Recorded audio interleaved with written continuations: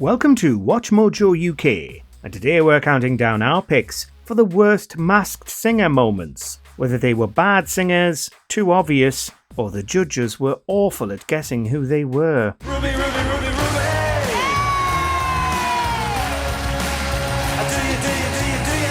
Before we begin, we publish new content every day, so be sure to subscribe to our channel and ring the bell to get notified about our latest videos.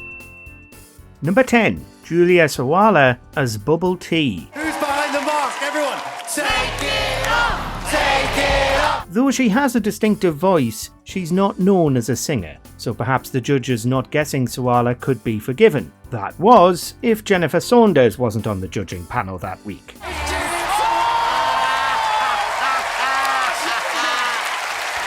Fans of classic comedy will know that Sawalha played Safi in Absolutely Fabulous, Jennifer Saunders' on-screen daughter, for years. That's amazing.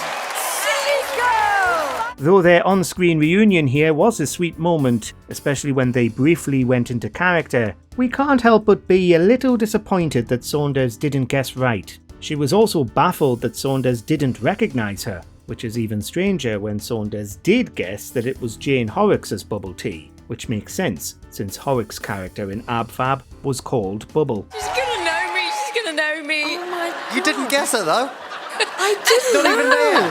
So I just say Jane to begin with, Jane Horrocks. Number 9. Shirley Ballas as Rat.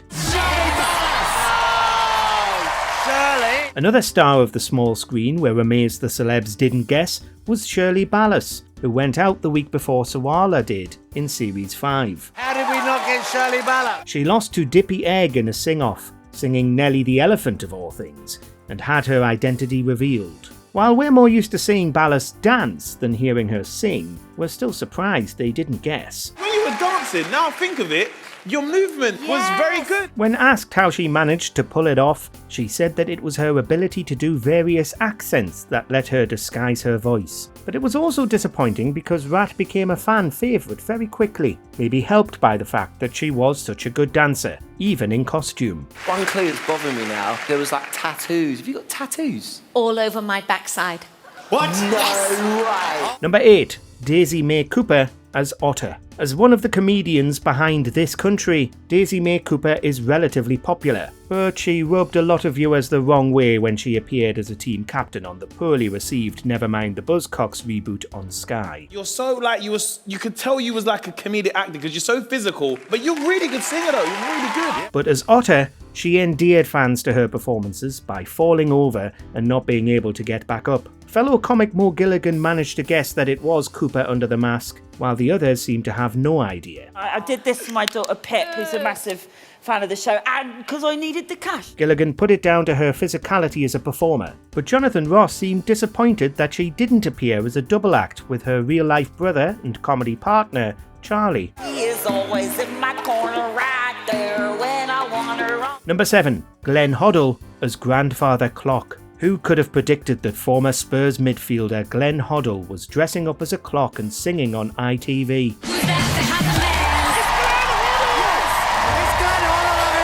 One obvious clue early on gave away the clock's identity as a footballer when people saw 3 lions. But despite that clue, and despite Jonathan Ross even pulling out Hoddle's name as a potential contestant, they just didn't make the leap. I was so close. Jonathan said your name! I'm kicking myself. The guesses were all over the place, with some even suspecting it was Chris Kamar, though this time around, it wasn't. And despite releasing a single before, Hoddle was still far from a good singer, especially when compared to the numerous professional singers who also turn up on the show. I can't laugh and I can't sing. I'm finding it hard to do anything. Number 6. Nikki Campbell as Dippy Egg. The one who beat Shirley Ballas and stayed in for another week, Dippy Egg's identity was eventually revealed as Nikki Campbell. It's Nikki Campbell! It's radio TV presenter Nikki Campbell! But as with Sawalha, this was another case of the judges doing an awful job at guessing a singer they knew very well in real life. This time it was Davina McCall, who's worked with Campbell on Long Lost Family for over a decade. I've never seen you like this, Davina. This is insane. This is the best surprise. Better than any birthday or anything. I love this man. On top of that, Campbell's voice should have been familiar enough since he's a seasoned radio presenter, though admittedly he doesn't sing. It stands out even more given how warmly Davina greeted him. The other judges even called her out over it. We've been working together for 13 years, and I cannot believe I didn't recognise your voice. Number 5. Alexander Armstrong as Chicken Caesar. It's Alexander Armstrong! Another baffling costume. Rather than appearing as a salad, he was a chicken dressed as Julius Caesar. On the other hand, the ultimate reveal that Chicken Caesar was pointless host Alexander Armstrong makes the cerebral costume choice make a bit more sense. The judges were all appalling this time. Jonathan Ross claimed he recognised Armstrong's voice, but it wasn't like he made a guess to that effect. It was a mug, and it had to be officially old if it was from 1966. Right. It's quite tenuous.